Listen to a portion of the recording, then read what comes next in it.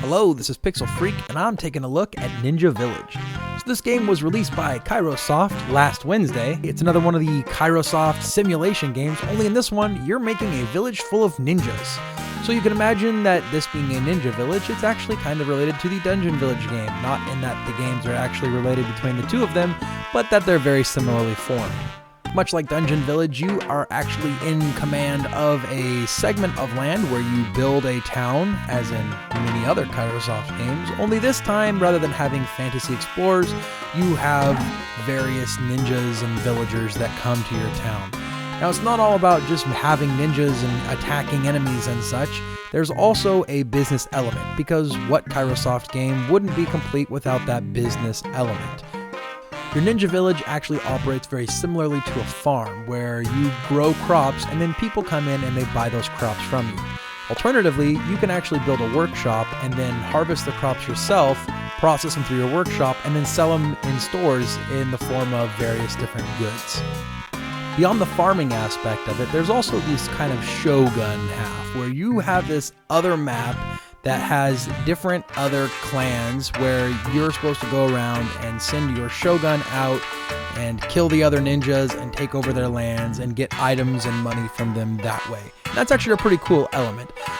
You're able to raise up your own army, and then you can buy different types of soldiers, be it ranged or melee characters, and then you kind of have these heroes as well, and you can level them up and equip them with various equipment.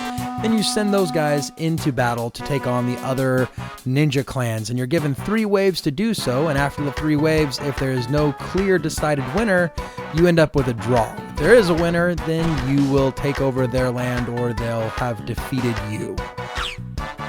This mechanic overall has been very fun. It's a lot reminiscent to me, as I've said previously, to Dungeon Village, where you're sending your troops in to go and quest and stuff. Only in this one, you have ninjas and you're fighting other ninjas, and it kind of comes off almost a little ogre battle-y, if you ask me. Much like many other Kairosoft games, there's also a research category in this game where you will research new equipment for your guys or items to sell in your stores or new buildings. Now, these items enter the research category once you've achieved some goal within the game, whether it be defeating some ninja clan or taking over a certain area, accomplishing some task of some sort. At that point in time, you can spend your money to go in and research the item. Say it's a piece of equipment. That piece of equipment will then be at the merchant for you to buy it. It does seem a little bit silly that they do it this way, because you're kind of like buying a piece of armor to buy a piece of armor. But that's the mechanic, and I find that it works pretty well. Overall, I'd have to say this is a very good Kairosoft game. I'd have to say it ranks definitely in my top 5, maybe in my top 3. Game Dev Story and Dungeon Village are definitely my top 2 in no particular order, but this might be my 3rd favorite Kairosoft game.